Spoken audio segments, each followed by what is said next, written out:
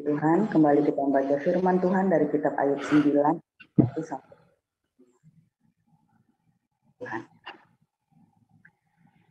Tetapi Ayub menjawab, sungguh aku tahu bahwa demikianlah halnya. Masakan manusia benar di hadapan Allah? Jikalau ia ingin berperkara dengan Allah, 1 dari 1000 kali ia tidak dapat membantahnya. Allah itu bijak dan kuat. Siapakah dapat berkeras melawan dia dan tetap selamat?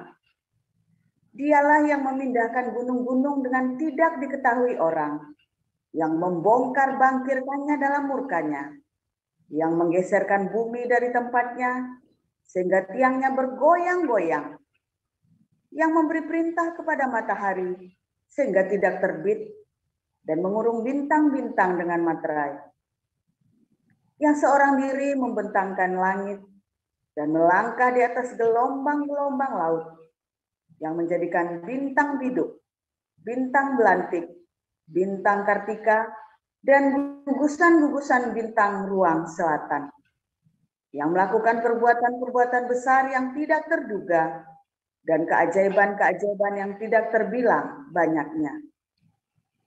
Apabila ia melewati aku tidak melihatnya, dan bila ia lalu, aku tidak mengetahui.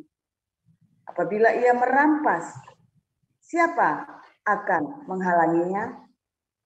Siapa akan menegurnya? Apa yang kau lakukan? Allah tidak menahani murkanya. Di bawah kuasanya, para pembantu Rahab membungkuk. Lebih-lebih aku. Bagaimana aku dapat membantah dia? Memilih kata-kataku di hadapan dia? Walaupun aku benar, aku tidak mungkin membantah dia.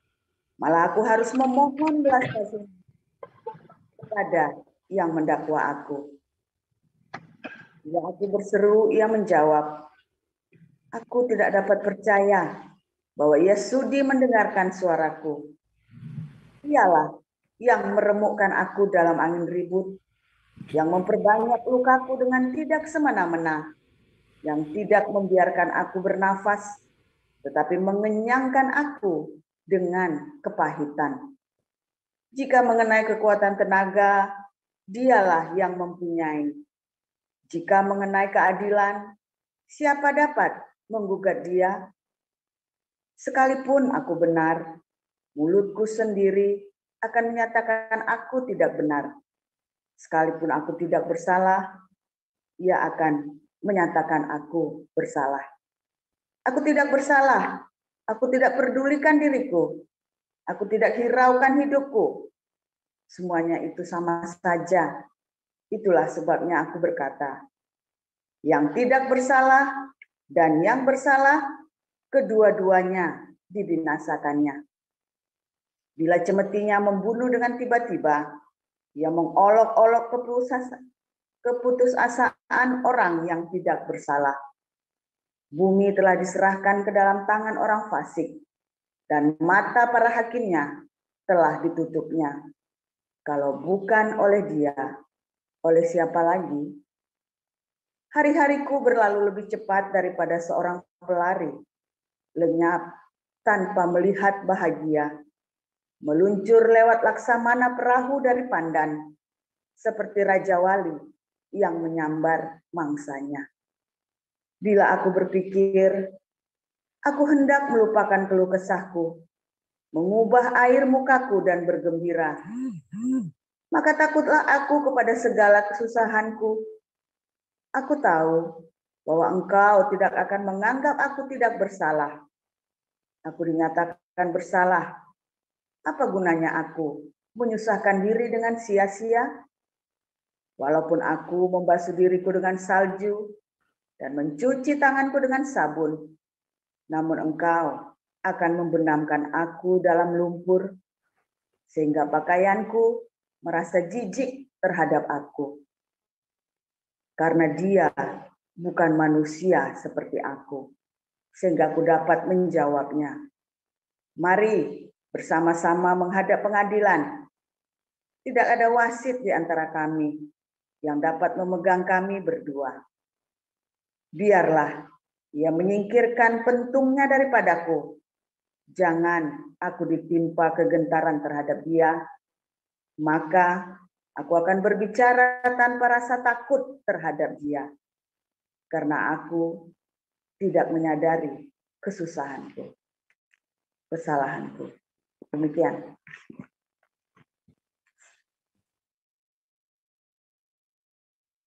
Baik, saya lanjutkan pembacaan firman yang berikutnya. Aku telah bosan hidup.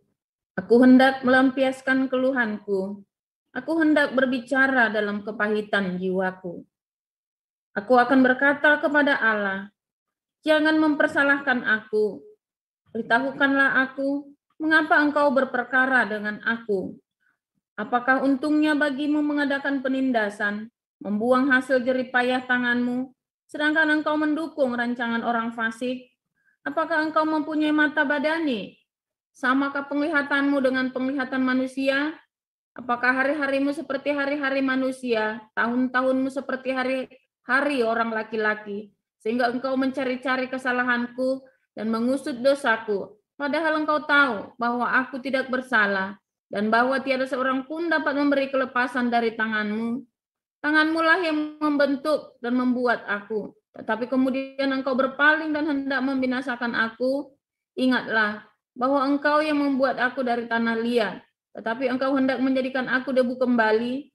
Bukankah engkau yang mencurahkan aku seperti air susu dan mengentalkan aku seperti keju? Engkau mengenakan kulit dan daging kepadaku, serta menjalin aku dengan tulang dan urat. Hidup dan kasih setia kau karuniakan kepadaku, dan pemeliharaanmu menjaga nyawaku. Tetapi inilah yang kau sembunyikan di dalam hatimu. Aku tahu bahwa inilah maksudmu. Kalau aku berbuat dosa, maka engkau akan mengawasi aku, dan engkau tidak akan membebaskan aku daripada kesalahanku.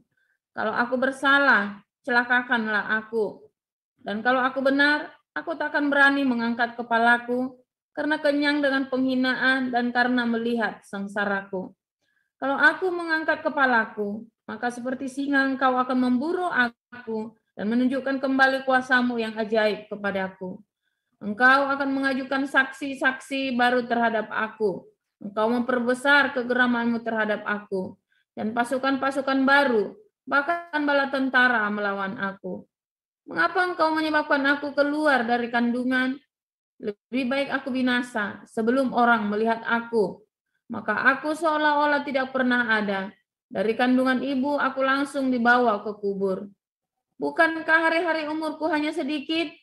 Biarkanlah aku supaya aku dapat bergembira sejenak sebelum aku pergi dan tidak kembali lagi ke negeri yang gelap dan kelam pekat, ke negeri yang gelap gulita, tempat yang kelam pekat dan kacau balau, di mana cahaya terang serupa dengan kegelapan. 1 Tesalonika 2. Silakan, Pak.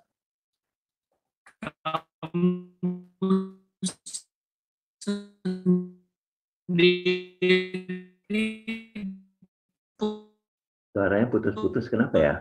Netnya nggak bagus ya, Pak? Robot suaranya, Pak. Pak Weles Ang, suaranya merobot. Atau saya yang baca aja? Robot, Pak. Pak Weles Ang. Saudara-saudara, bahwa kedatangan kami di antara Saya yang terusin ya, Pak. Saya yang terusin. Suaranya merobot, kenapa ya, Pak? Oke. Saya baca dari 2 dulu ya. Supaya kamu jangan lekas bingung dan gelisah, baik oleh ilham roh maupun oleh pemberitaan atau surat yang dikatakan dari kami, seolah-olah hari Tuhan telah tiba. Janganlah kamu memberi dirimu disesatkan orang dengan cara yang bagaimanapun juga. Sebab sebelum hari itu haruslah datang dahulu. 1 Tesalonika, Pak. Bapak baca 2 Tesalonika itu ya.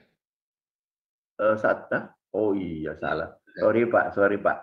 Aduh, jadi Tenang Pak, masih ganteng Pak. Nggak apa-apa. Gantengnya nggak hilang. maaf ya, Bapak-bapak, Ibu-ibu. Aduh, jadi saya baca yang 1 Tesalonika 2 ya. Dimulai dulu dah.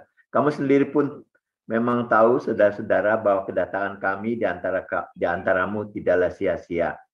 Tetapi sungguh pun kami sebelumnya, seperti kamu tahu, telah dianiaya dan dihina di Filipi.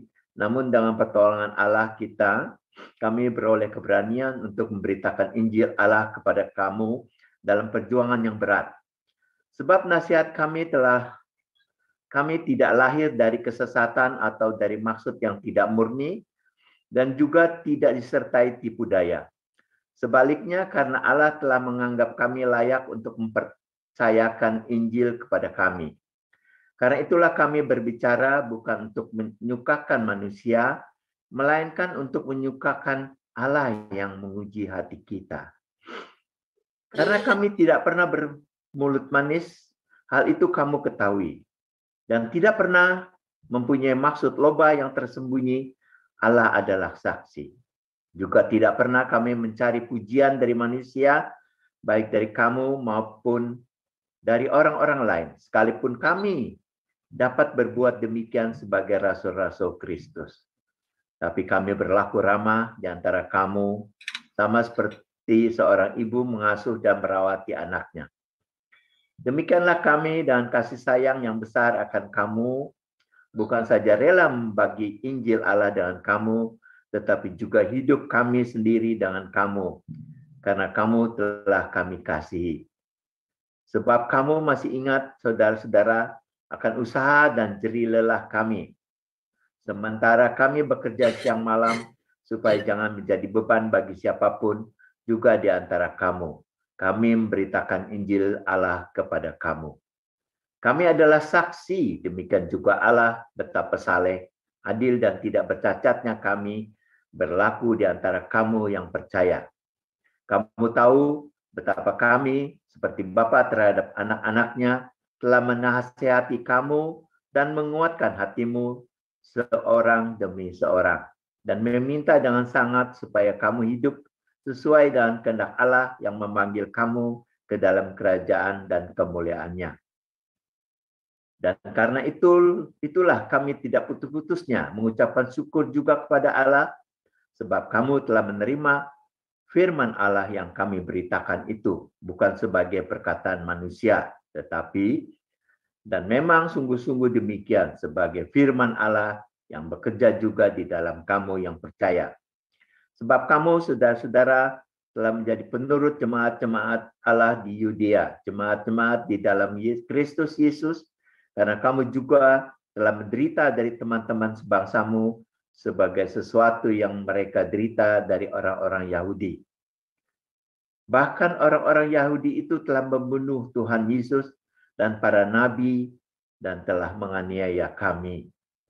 Apa yang berkenan kepada Allah tidak mereka pedulikan, dan semua manusia mereka musuhi. Karena mereka mau menghalang-halangi kami memberitakan firman kepada bangsa-bangsa lain untuk keselamatan mereka. Demikianlah mereka terus-menerus menambah dosa mereka sampai genap jumlahnya. Dan sekarang murka telah menimpa mereka sepenuh-penuhnya. Tetapi kami, saudara-saudara, seketika terpisah dari kamu, jauh di mata tetapi tidak jauh di hati. Sungguh-sungguh dengan rindu yang besar telah berusaha untuk datang menjenguk kamu.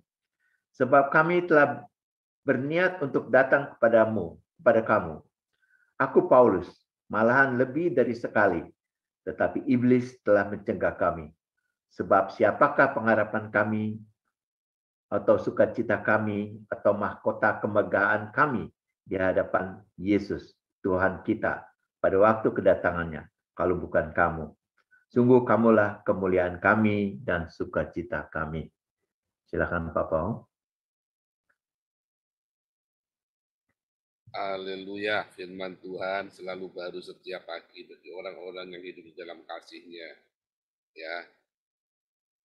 Dan setia ketika dia ada di dalam masa-masa ujian, masa-masa pencobaan.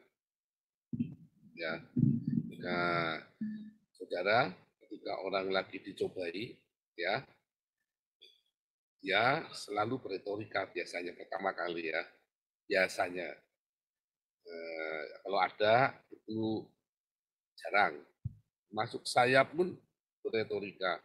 Oh Tuhan baik, begini, begitu ya.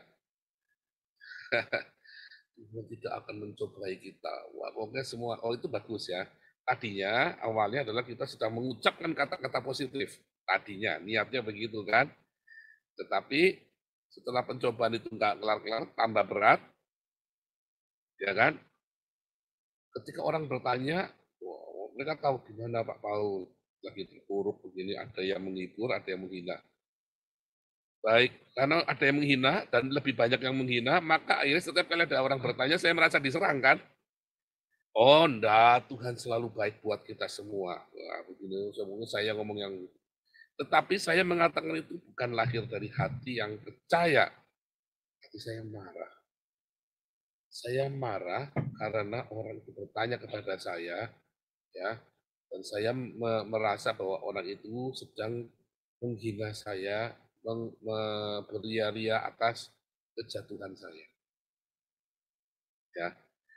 Dan biasa ya, kalau saya juga sering mendapatkan seperti itu, bukan cuma saya ya, tapi kebanyakan orang begitu.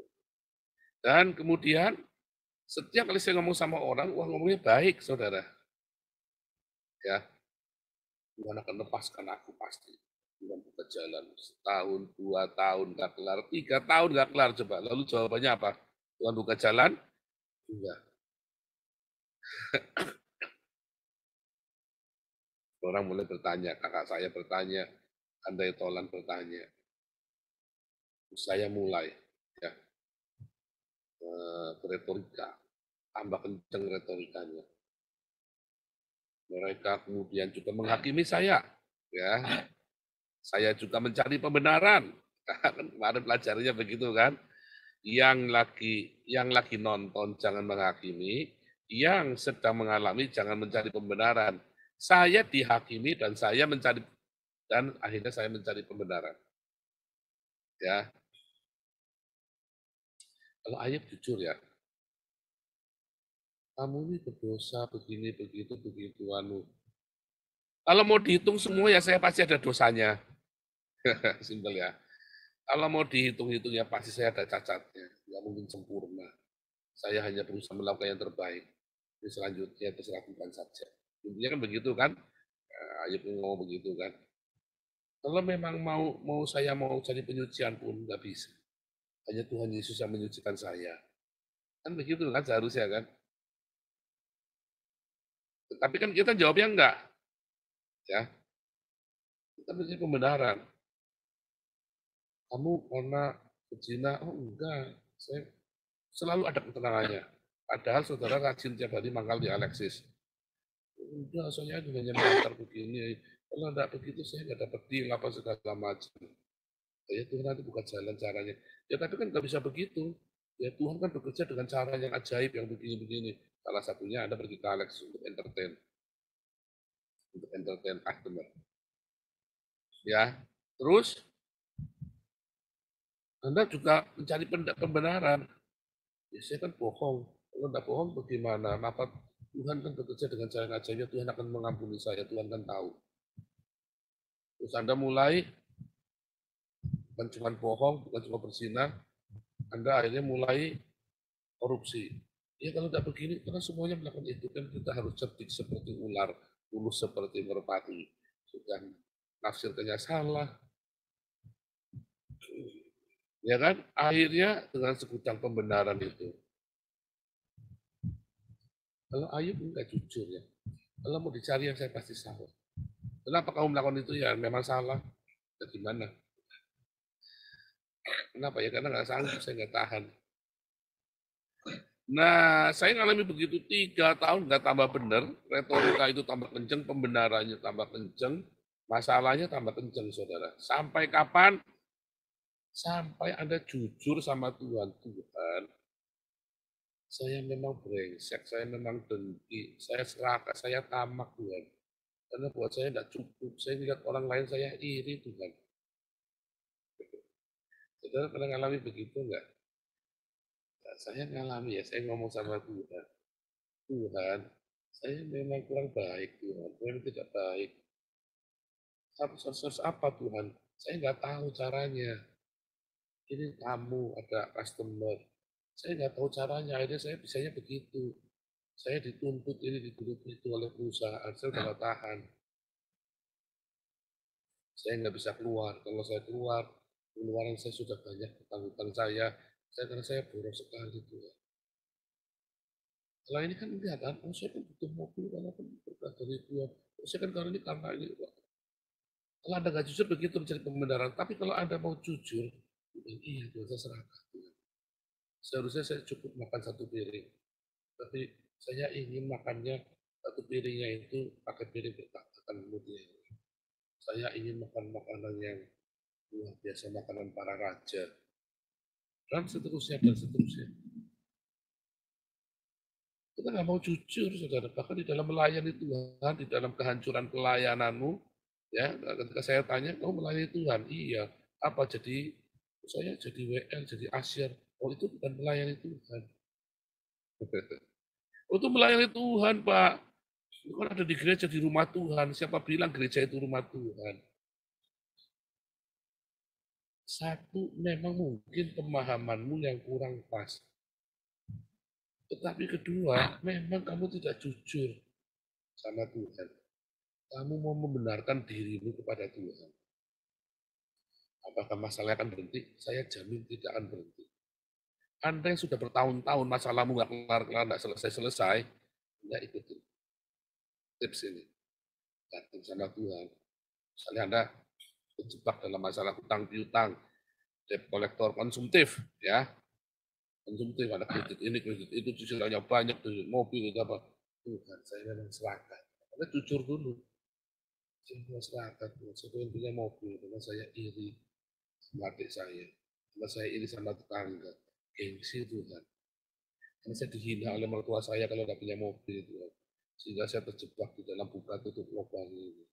Cangkul, cangkul, cangkul yang dalam. Lubang lagi, cangkul lagi, isi lagi, punya lagi, ambil dari utangan lagi buat nutup yang lama. Makin besar, akhirnya saya tidak bertahan. Saya serahkan, ampuni aku. Kalau sudah minta ampun, bagaimana caranya supaya lepas dari kolektor yang tukang itu, DC-nya mobilnya kembalikan. Oh ya jangan eman-eman begini begitu, ya itu karepmu. Lah Anda ingin lepas dari hutang, padahal jawabannya gampang, mobilnya kembalikan, Anda selesai hutangnya. Iya kan? Tapi kita sudah berdarah-darah, sudah begini, sudah begitu. Ya karepmu. Nah Anda mau jujur, mau lepas. Saya dengan murahan Tuhan ya. Akhirnya saya bisa lepas dari hutang-hutang itu yang begitu-begitu ya. Dengan kemurahan Tuhan. Lepas dari semua hutang konsumtif. Nggak punya, ya sudah naik sepeda. Tuhan, saya berdoa, Tuhan kasih mobil, nggak mau utang. Dikasih. Tuhan mau kredit. Ya, kredit aja ya, kalau kita setengah mati. Waktu itu belum punya uang ya, belum ada uang. Si saya ngomong, jangan. Kita ngulangi lagi. Karena kredit sini gampang ya. Asal namamu bersih, ya, kredit itu gampang banget. Ya, lupa ini. Karena semua itu bisa kredit. Bahkan untuk mulai usaha, bisa kredit, bisa minta bank. Tanpa jaminan lagi. Tanpa jaminan di awal-awal itu ya, walaupun nggak banyak, tapi bisa. Jangan, akhirnya kita nggak mau ya, kita nggak jadi. Kita saling mengingatkan di masa lalu. Ya, jadi kalau memang itu ya, keinginan itu dari Tuhan. Kalau dari Tuhan itu sediakan dananya.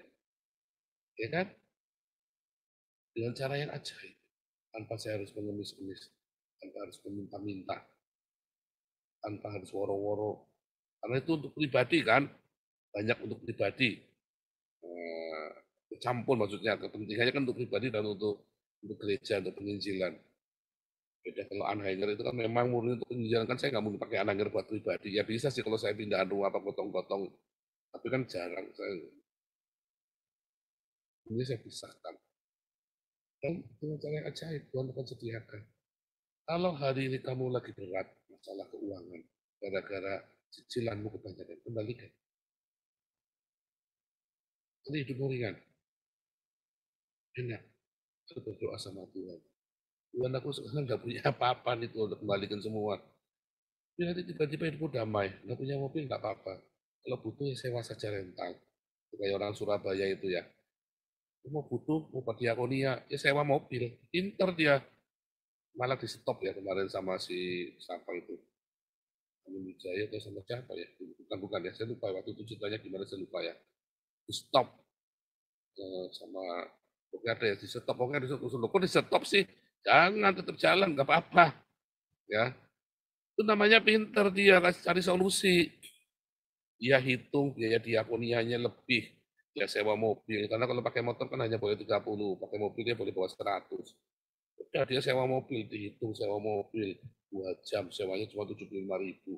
Ya, sementara dia dapat 400.000. Ya berani pakai mobil, saudara. Itu namanya pinter. Malah di stop, saya kaget, jangan di stop. Itu namanya cerdik dia, berhikmat. Ya. Ya kalau kita yang lakukan pengurus ya tidak bisa semua mau nyewain mobil satu-satu. Ya tidak bisa. Itu ada apa-apa kan kita yang nanggung, resikonya repot. Ya sebenarnya mobil satu saja hilang kita lagi puyeng. Diketawain sama suaminya ibu ketua ya. Karena kan itu yang 50% uang dari beliau kan. Mobilnya hilang malah ketawa itu. Suaminya ibu ketua. Aduh, mobil box bisa ada yang nyuri.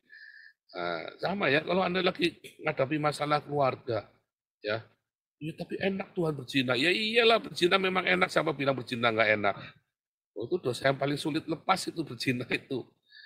Ya kan, tengking, oh saya minta pengurapan minyak Pak Pendeta supaya gundul peyang, nggak bisa. Kamu harus jujur, memang nafsumu kegedean, ya, tetapi kamu memang dasarnya cabul dan najis. Masalahnya kan kita nggak mau jujur kan. Aku sama Tuhan. Dia akan menguji segala hatimu. Melayani Tuhan, gegeran terus. Ya kan. Ya saya difitnah soalnya. Saya pun harus juga. Nggak usah. Biasa difitnah biasa cekul aja kayak saya. Difitnah kul aja tenang-tenang aja. Ini kan ada nyungker sendiri kan. Harusnya ini kan yang saya tunjukkan kemarin ini kan sebenarnya pertunjukan gratis. Belajarlah, ikutlah teladanku seperti aku meneladani Kristus. Saya sudah ngalamin itu dulu, saya kalah terus, saya emosi ya. Ada yang saya laporkan polisi segala macam, saudara. Nggak urusan sampai orang ini berbak belur ya. Saya kasih laptop 5 ya. Apa iPad 5 ya. Pejabat-pejabat yang bersangkutan. Akhirnya iPad waktu itu harganya 8-9 jutaan ya, gila ya. Tapi dia keluarnya ratusan juta, saya tahu ya. Karena memang, Pak, kurang banyak, ini sana ngasihnya banyak, ya enggak apa-apa. Yang penting lebihnya berapa? 200, Pak. Yes, biar, tidak apa-apa. Yang penting keluar duit, saya mau bikin dia Bapak Gubernur. Wah, benci banget saya ya. Penuh dengan kebencian. Jadi apakah saya jadi pemenang? Ya enggak lah. Saya, waktu itu saya, ini ya, dengan beberapa hamba Tuhan, terkenal lah. Dia nasihatin saya, jangan Paul, jangan urusan polisi, lepaskan saja. Waktu saya tanya sama partner saya waktu itu kan, jangan begini-begini. Ya sudah, saya bilang, ini loh, karena masalah begitu, pokoknya alasannya banyak. Akhirnya, dia sedih. Harusnya kamu membimbing anak saya ini, anak angkat saya ini, kamu bimbing. Kalau kamu jerumuskan, kita memang masih anak-anak rohani, preman, bekas bandar narkoba. Harusnya kamu bimbing dia, Paul. Kalau kamu ajak mainan beginian. Dia yang maksa, saya bilang, dia yang maksa. Alasannya banyak. Intinya kan karena saya lemah kan. Ini kan karena saya marah dendam. Itu kan keputusannya sama saya, orang saya yang diruwetin. Ya. Ini kita nggak mau jujur. Dalam melayani Tuhan itu kita nggak mau jujur juga. Ya, pekerjaan kita itu kita nggak mau jujur. Sebenarnya ketika Anda difitnah itu Anda tersinggung, apa Anda apa sebenarnya? Tersinggung nggak? Saya juga tersinggung kalau difitnah. Tak masukkan penjara, saudara, serius. 2 kali ya saya gitu, tak urus ke polisi, tak bayar, saudara. Nah, karena hal itu saya ya, itu kan dulu hampir 10 tahun yang lalu ya. Itu ketua sama Pak Ketua kemarin marah-marah mau lapor polisi. Saya bilang janganlah, nanti waktu kita habis tuh ngurusi begituan, karena saya udah pengalaman begitu dulu ya. Untung Pak Charles mau ngadem-ngademin ya. Pak Charles baik ya. Pak Charles itu orang yang bertumbuh ya. Saya senang sekali dengan Pak Charles. Dari orang preman, beringasan begitu, sampai dia mau ngalah ya. Dihina kayak apa sampai mengalah begitu. Ya memang orangnya begitu ya, bagaimana memang kalau lagi ngomong ya begitu. Ya, tapi yang penting ada satu hal ya. Dia nggak mau pakai banyak alasan, oh ya aku salah ya. Iya salah lah, saya bilang. Nah, itu loh, kejujuran itu yang membuat orang bisa cepat berubah. Saya kalau ngomong sama Ana itu ya, kamu tuh kalau nggak ngaku salah, kamu nggak akan berubah loh. Memang dalam hatimu kamu malu, terus kamu diem-diem, ya aku salah, diem-diem, tak ubah. Gitu. Kamu udah mengakui kesalahan itu, terus kamu berubah. Itulah sebabnya kita disuruh mengaku dosa kita. Ya, pendamaian itu dimulai dengan mengaku dosa, mengaku kesalahan. Ada pengakuan, ada pengampunan, ada pertobatan, dan ada pemulihan. Sebenarnya teorinya simple banget, tapi kan Anda nggak mau. Anda mau ngeyel, Anda mau keras-kerasan. Ya hancur. Sampai akhirnya Tuhan Anda berkata, iya Tuhan. Kayak si Petrus. Iya Tuhan. Engkau kan tahu, aku nggak bisa agape. Udah terbukti Tuhan. Aku ini cuma filio sama kamu. Ada pamrihnya Tuhan. Ya, di dalam pencobaan jujur saja sama Tuhan, Tuhan aku marah. Wah, saya kemarin ya, waktu mau berangkat ke Eropa, ada yang fitnah saya lagi ya. Fitnahnya kurang ajar ya, fitnahnya benar-benar kurang ajar. Ada orang beli bukunya saya, ya, terus itu 600.000 dari Korea ya. Terus ya karena kita banyak sekali pesanan, kita kan tangani sendiri semuanya. Jadi ada yang tidak terkirim, kita tidak ketik lewat. Dia ngejar, itu gimana ya? Karena kita yakin sudah kirim. Kan sayang kalau kita kirim lagi 600.000 kan. Kita cari dulu ya, kita cari. Ya kan? Katanya saya ingat ya, waktu itu tak taruh di ini ya, di kita kan ada kayak kantor bayangan lah gitu ya. Karena tentunya kantor saya kerja di STT ya. Saya mengajar di situ ya. Terus ada kantornya saya di situ. Ya, saya punya kantor khusus lah. Nah, saya kantor di situ, tapi kok notabene hilang. Tak cari, soalnya 600.000 kan saya yang ngirim ke Korea. Aku sampai di broadcast kemana-mana ya, sampai semua orang telepon sama saya. Katanya Pak Paul nipu 600.000 rupiah. Edan ya, nipu 600.000 rupiah nih itu. Anda nggak tahu dulu, saya gulung orang sampai miliaran. 600.000. Terus saya bilang sama Tuhan, terus saya marah Tuhan, itu tersinggung sekali. Rupanya miracle itu kayak saya ya, anak saya itu. Anak saya miracle waktu itu umur berapa mah? 7 tahun ya mah, waktu bilang aku tersinggung. 6 tahun ya. Jadi dia datang ke rumah oma kakaknya papi ya. Terus dia karena kakaknya papi ini kan rajin bersih-bersih. Kalau kita kan nggak bersih-bersih terus, kita kan bersih-bersih pagi sama sore. Nah ini kalau si oma ini dari pagi, pokoknya tiap lihat apa bersih-bersih, lihat apa diambil. Nah terus karena namanya anak kecil dia lagi nonton cetik, terus tiba-tiba rusak begitu kan. Programnya itu nggak tahu kenapa dia salah. Terus si oma ini langsung diambil, jangan mainan. Karena anak kecil kan, dia pikirnya kan sama juga. Anak kalau ada anak kecil pegang remote begitu, anak 6 tahun cetak-cetak terus kan jengkel kan. Terus diambil, dia nggak ini, nggak marah. Jangan buat mainan, itu nanti rusak. Padahal anak saya punya barang yang sama, pakai ini ya, pakai stasiun yang sama, barang yang sama, TV-nya sama. Nah, dia bisa betulin, anak 6 tahun ini bisa betulin, tapi diambil aja karena nggak sabar kan si oma ini. Terus diambil, anak saya bilang, aku tersinggung. Dia bilang begitu, saya ketawa. Semua tertawa ya. Oh tersinggung kenapa? Iya, kan aku punya barang yang aku bisa. Aku kan bisa benerin. Kenapa diambil? Ya, aku tersinggung, saya ketawa ya. Dengan polosnya bilang sama si Oma, aku tersinggung.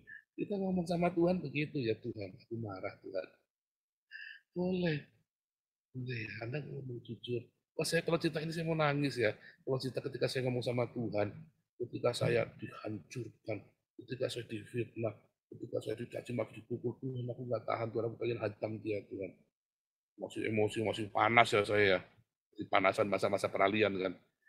Tuhan nggak tahan. Tuhan tahu. Nggak tahan aku marah Tuhan. Tuhan aku serakah Tuhan, aku dihina-hina waktu itu semua saya udah bersih-bersih, nggak punya apa-apa. Terus saya naiknya motor butut itu ya, dihina ya gara-gara saya naik motor butut ya. Ya karena kita memang lagi masa pemulihan, ya kan tak jualin semua terus saya minta kakak saya, bukan minta kakak saya punya motor, nah sisa satu motor itu motor butut.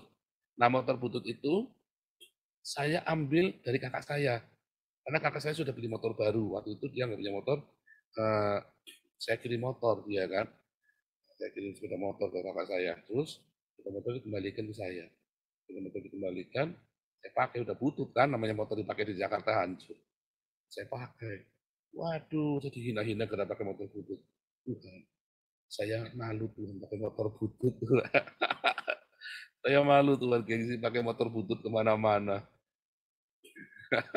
jujur aja sama Tuhan, nggak apa-apa, jujur ya terbuka saya ngomong sama Tuhan.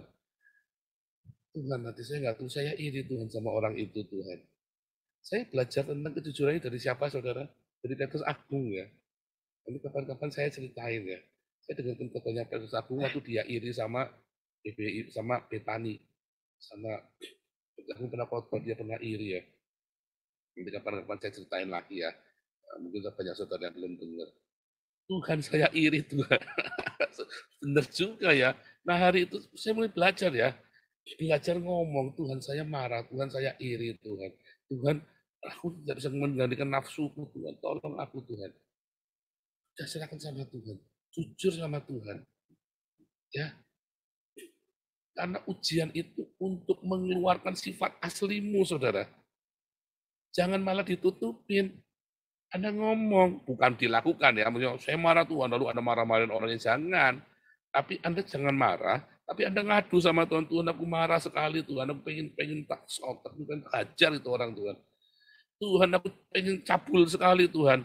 Jangan dilakukan, tapi Anda jujur sama Tuhan. Tuhan aku pikir aku jorok sekali Tuhan. Nanti tiba-tiba Tuhan akan pulihkan kamu.